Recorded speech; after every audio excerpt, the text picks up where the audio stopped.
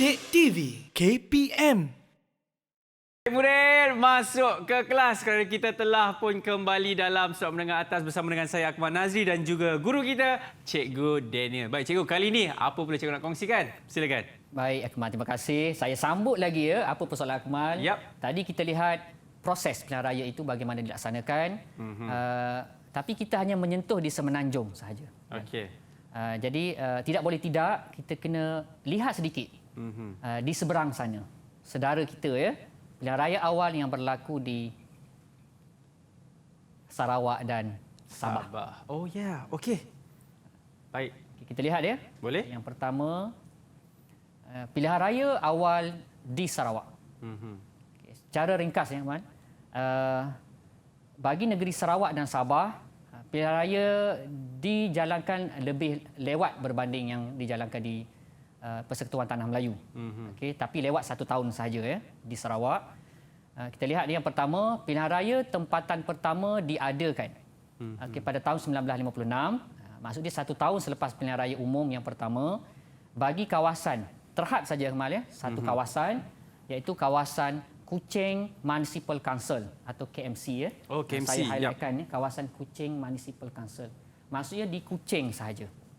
Okay, itu yang pertama pada tahun 1956. Okay. Dan kita lihat bagi pilihan raya KMC, Kuching Municipal Council, Kuching dibahagikan kepada 9 kawasan saja. Jadi 9 kawasan. Atau ada nama lain dia panggil ward ya. Itu untuk kawasan bagi negeri Sarawak. Okay. Seterusnya kita lihat ada satu lagi lokasi selain daripada Kuching. Lokasi kedua pilihan raya tempatan yang pertama di Sarawak adalah di Sibu Urban District Council atau SUDC pada tahun 1957. 1 tahun selepas pilihan raya tempatan di Kuching, maka berlaku pilihan raya di Sibu. Dan kita lihat Sibu ya. Sibu, Kuching dan berapa kawasan? 9. Okey. Jadi lokasi kita boleh ingat 2, yang pertama Kuching, yang kedua Sibu dan bilangannya adalah 9 campur 9. Okay, 18 kawasan sahaja bagi pilihan raya awal di Sarawak. Okey. Itu bagi negeri Sarawak. Okey. Selesai Sarawak, kita bergerak ke negeri jiran. Boleh? Itu Man? Sabah. Okay, kita pergi ke negeri Sabah. Pilihan raya awal di Sabah. Okay, kita lihat ya, Mal. Yang pertama, pilihan raya awal di Sabah berlaku lebih lewat berbanding pilihan raya awal di pilihan Tanah Melayu dan Sarawak ya. Dan pilihan raya tempatan pertama diadakan pada 16 Disember 1962 di bawah Local Government Election Ordinance. Ini adalah undang-undang, rang undang-undang pilihan raya kerajaan tempatan. Tapi kalau Akmal lihat, kawasannya adalah 118 buah kawasan. Luas ya, mewakili keseluruhan negeri Sabah. Okey. Berbeza dengan Sarawak tadi, kita lihat di Kuching dan Sibu saja. Seterusnya, siapa penguasa pilihan raya? Penguasa pilihan raya bermaksud orang yang paling penting ya, dalam menentu urus proses pilihan raya dan mengumumkan keputusan pemenang. Jadi siapa yang menjadi penguasa pilihan raya bagi pilihan raya awal di Sabah? Setiausaha Kolonial. Okey. Sebab pada ketika ini masih belum merdeka. Bilangan. Okey, ada berapa bilangan calon? Seramai 202 orang calon yang bertanding. Ramai ya? Kenapa? Sebab ada 118 kawasan. Kawasan yang luas, maka ramailah calon. Tapi untuk pengetahuan Akmal dan murid-murid dalam talian serta di luar sana juga, dalam pilihan raya pertama bagi negeri Sabah ini, sebanyak 53 kawasan ya, banyak ya, daripada 118 menang tanpa bertanding.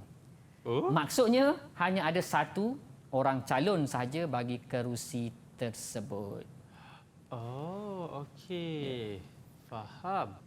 Itu saja yang ada berkenaan dengan pilihan raya awal di Sabah pada tahun 1962. 1962 ya, melibatkan 118 kawasan. Setiausaha Kolonial menjadi penguasa dan 202 orang calon yang bertanding. Okey. Baik. Alright. Kita lihat soalan. Okey. Kita nak uji murid-murid kita ni. Okey. Siap sedia semua? Kita lihat ya soalannya. Ni Nivishana dengan Hazimi 2 bintang ni. Come on. Bintang masih banyak tu ya. Okey. Soalannya secara ringkas ya. Bandingkan pilihan raya awal yang berlaku di Sarawak dan Sabah. Okey, secara ringkas tapi ayatnya mesti lengkap. Ringkas, lengkap, padat. Okay, siapa yang nak cuba jawab? Ya, siapa? Boleh angkat tangan? Dia buat peace. Yes. My man. Silakan. Okey. Pilihan raya awal yang berlaku di Sarawak adalah melibatkan kawasan Kuching dan Sibu. Sebanyak 9 kawasan di Kuching dan 9 kawasan di Sibu terlibat. Manakala di Sabah pula melibatkan keseluruhan Sabah. Sebanyak 118 kawasan di Sabah terlibat dalam pilihan raya ini. Itu saja. Alright, itu saja katanya. Katanya ya. Terima kasih Nivishana. Kita lihat. Yang pertama Nivesh sebut tadi adalah berkenaan dengan kawasan. Melibatkan kawasan Kuching dan Sibu katanya. Yang pertama katanya kawasan ya. Dan itu jawapan kata kunci dia. Isinya adalah pada kawasan. Contohnya pada Kuching dan Sibu. Itu yang Nive bagi jawapan Sarawak. Manakala Sabah, kawasannya adalah keseluruhan Sabah. Jadi kalau secara ringkas, soalan perbandingan, satu markah sudah berada di kawasan, satu markah di keseluruhan dan satu lagi markah contoh Kuching dan Sibu. Itu satu ya. Jawapan kedua yang Nive bagi adalah jumlah bilangan kawasan yang dipertandingkan. Kita lihat jumlah bilangan dia. Di 9 campur 9 bagi Sarawak. Maksudnya ada 18 kerusi. Manakala di Sabah ada 118 kerusi. Betul. 18, 118. Senang nak ingat. Tambah satu saja di bahagian hadapan. Tapi sudah dapat tu. Ya. Tapi sudah dapat markah contoh. Jadi jawapan tepat. Cara jawab tepat. Jadi kita bagi markah 3 bintang. 3 bintang. Okey. Terima kasih tahniah Nive, tepat jawapan. 3 bintang untuk Nivishana. Alright, sambil-sambil saya tampar ni cikgu, mungkin kita boleh pergi ke soalan seterusnya. Okey, kita pergi ya. Okey. Kita uji lagi satu soalan. Soalan yang cikgu rasa paling berat untuk hari ini ya. Okey, dan kita lihat siapa yang berani menyahut cabaran soalan paling berat. Paling berat. Tapi tak tahulah berapa kilogram beratnya.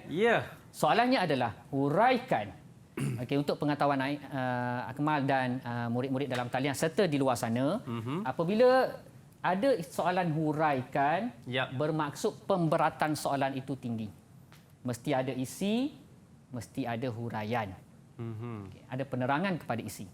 Kata kunci kedua adalah kepentingan. Huraikan kepentingan. Penting apa? Pilihan raya. Untuk apa? Lambang demokrasi. Ada banyak kata kunci soalan ni. Sebab tu saya cakap berat. Biasa kata kunci 2 saja. Tapi ni ada... Di sini ada 4. Huraikan kepentingan pilihan raya sebagai lambang demokrasi. Murid. Yang mana nak cuba menyahut cabaran bagi soalan ini? Siapa? Boleh angkat tangan. Itu dia. Hazimi. Aiman Hazimi. Silakan. Ingin menyahut cabaran tambah bintang ni. Kepentingan pilihan raya sebagai lambang demokrasi ialah memberi hak kepada rakyat untuk memilih pemimpin yang berkaliber demi membangunkan negara supaya rakyat dapat menikmati kemajuan bersama. Ayat lengkap. Ini suara dia macam di radio. Ya, betul. Suaranya sedap. Ketua murid ya. Patutlah. Sesuai dengan ilmunya, dengan kepimpinannya, sesuai dengan soalan ini. Tapi kita lihat sesuai itu tidak jawapan. Kita tengok, mari. Yang pertama, jawapan daripada ayat lengkap Aiman tadi, yang pertama ada hak. So ada di sini hak. Kata kuncinya hak. Yang kedua, berkaliber. Markah kedua. Yang ketiga, membangunkan negara. Dan yang keempat, menikmati kemajuan bersama. Lengkap. Jawapan ni berat. Tetapi macam ringan je jawapan yang Aiman bagi. Macam tak ada apa-apa je. Macam tak ada apa-apa je. Relax. Bermaksud berjaya pembelajaran kita pada hari ini. Berjaya host membawa pembelajaran kita pada hari ini. Betul. Tahniah. Terima kasih. Dengan itu saya berikan dia 1 bintang je. Allah, 1 bintang. Maksud saya tambah lagi 2. Betul. Iya, 3 bintang tahniah diucapkan kepada ketua murid. Wah, baik Rahman. Jadi 1 bintang, 2 bintang dan 3 bintang untuk Aiman kita. Okey, Tahniah. cikgu, saya pasti ramai juga nak tahu apa yang cikgu boleh berikan rumusan sepanjang apa yang kita dah belajar kali ini, cikgu. Silakan. Okey. Sebelum saya rumuskan, saya nak minta murid saya tolong rumuskan. Boleh? Siapa dia, cikgu? Siapa nak cuba rumuskan seringkas yang mungkin? Okey, Yuli. Penolong ketua murid ke? Silakan. Secara ringkasnya, apa yang saya dapat pelajari daripada tajuk pada hari ini ialah proses pilihan raya umum pertama pada tahun 1955 serta kepentingan pilihan raya kepada demokrasi negara kita. Itu dia. Okey. Itu daripada Yulin ya. Yang pertama adalah proses dan kedua adalah kepentingan pilihan raya itu sendiri. Itu yang kita belajar dan itu yang mereka dapat. Tahniah. Ya. Okey, bagaimana daripada cikgu pula? Okey, jadi saya rumuskan apa yang kita belajar pada hari ini. Yang pertama ada 2 rumusan daripada saya. Pemilihan wakil yang berintegriti dan mempunyai jati diri adalah penting untuk memastikan amalan demokrasi diamalkan dengan baik. Itu yang pertama hasil daripada kita punya pembelajaran. Dan yang kedua adalah pilihan raya membuka peluang yang adil kepada rakyat untuk mengambil bahagian dalam politik tempatan dan mengamalkan demokrasi di negara ini. Itulah dia. Terima kasih cikgu dan saya pasti cikgu boleh beritahu bagaimana prestasi atau pentaksiran murid-murid kita kali ini, cikgu. Okey, kalau kita lihat pada bintang semua berkongsi jumlah yang sama ya. Betul. 5 Yulin, 5 Nivishena, 5 Faz dan 5 Aiman. Bermaksud kesemua mendapat markah yang sama, kesemua cemerlang dan kesemua calon A+ dalam SPM. Wah, tahniah diucapkan kepada murid-murid semua. Dan cikgu, kalau guru-guru ataupun murid-murid nak buat bahan rujukan, kat mana cikgu? Terima kasih Kemal. Inilah kebaikan Kementerian Pendidikan Malaysia. Ya. Sudah sediakan satu platform, gerbang, hub, portal ya, yang kita kenali dengan Sumberku. Rujuklah rakan-rakan guru dan murid-murid yang berada di luar sana. Sumberku. Baik, terima kasih sekali lagi diucapkan kepada Cikgu Daniel. Sama-sama, dan juga tak lupa jurubahasa isyarat kita Cikgu Ilda dan murid-murid kita yang berada di Google Meet. Saya doakan semua kejayaan murid-murid.